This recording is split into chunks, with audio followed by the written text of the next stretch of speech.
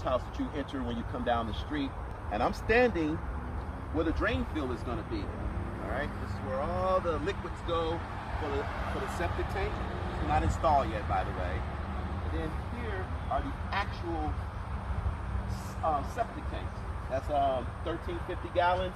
And I think this one here, the smaller one, is 450. You got the pipes here that's connected to each other, and so the waste is going to be at the bottom.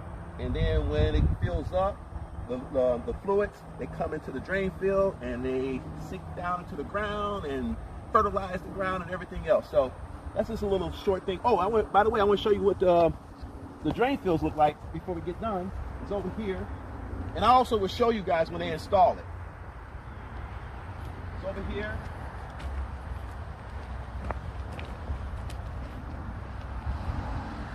This is it here. This is going to be installed probably next week, so you're going to see this over there, and another video will come with that. So keep watching, pay attention, and get you next time. Peace.